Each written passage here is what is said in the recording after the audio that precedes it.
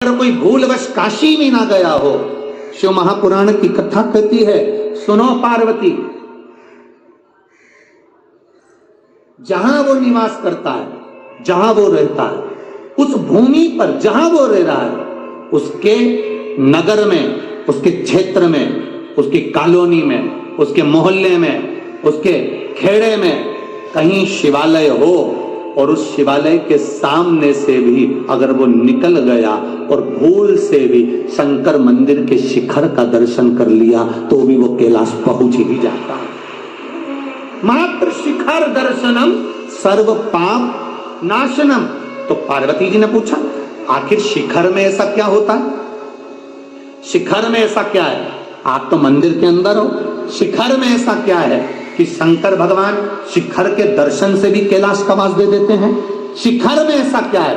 तो भगवान शंकर ने कहा, पार्वती, दुनिया के लोग नहीं जान सकते, ये संपूर्ण ब्रह्मांड जब जल में डूब जाता है, सारा संसार जब समाप्त हो जाता है, केवल एक पानी का बुलबुला और उस बुलबुले पर केवल एक बिंदु रह जाता है, वो बिंदु ही शिव कहलाता है और उस बिंदु से ही फिर वापिस सृष्टि का निराकरण होता है। ये ब्रह्म कुमारी आश्रम के अंतर्गत आप कभी जाएं तो वो दीदियां आपको बताएंगी, ब्रह्म कुमारी आश्रम के अंतर्गत वो बहनें बताएंगी कि एक बिंदु से सारा संसार है। वो बिंदु कौन? वो बिंदु है मेरा देव अधिदेव महादेव, वो बिंदु है मेरा शिव, उससे सारा संसार फैला हुआ है, सारा संसार।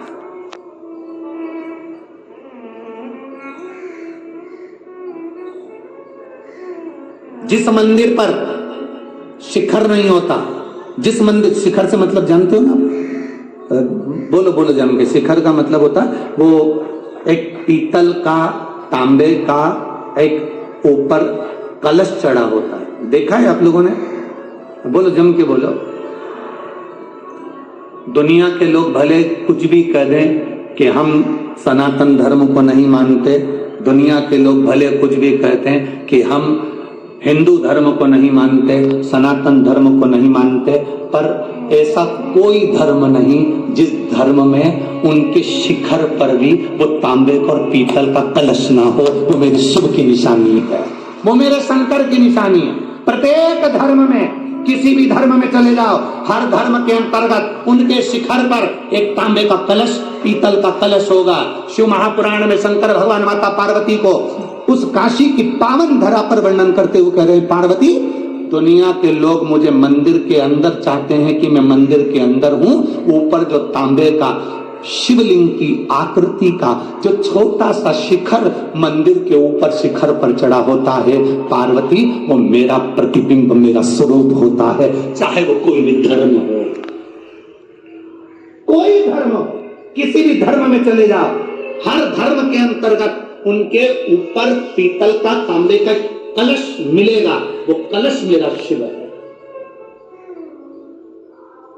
अब तुम दुनिया का अस्तित्व मिटा दो, कलश को कैसे मिटाओ? हम नहीं मानते सनातन धर्म, हम नहीं मानते हिंदू धर्म, हम नहीं मानते, मत मान। काका जी तो ऊपर चढ़े, कौन मानने और ना मानने से उठा। वजूद है, वो विराजमान है, वो है, तो ही तो हम आनंद कर रहे हैं।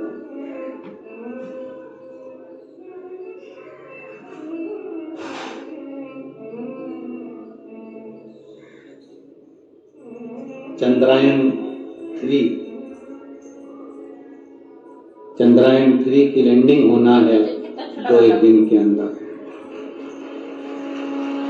आज ही है बस। तो फिर यहाँ इतने बैठे हो और जितने आस्था चैनल पर सुन रहे हैं, जितने फेसबुक यूट्यूब पर सुन रहे हैं और जितने यहाँ बैठे हैं, एक बार दिल से बाबा से प्रार्थना करना कि हमारे भारत का गौरव फिर बढ़े और फिर आनंद हो।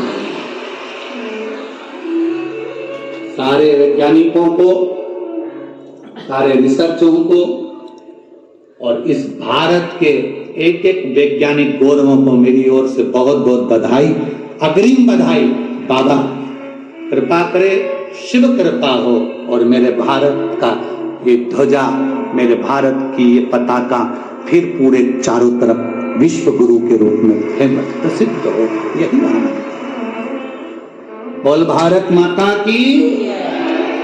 फिर वो एक ध्वजा चमके पूरे विश्व में।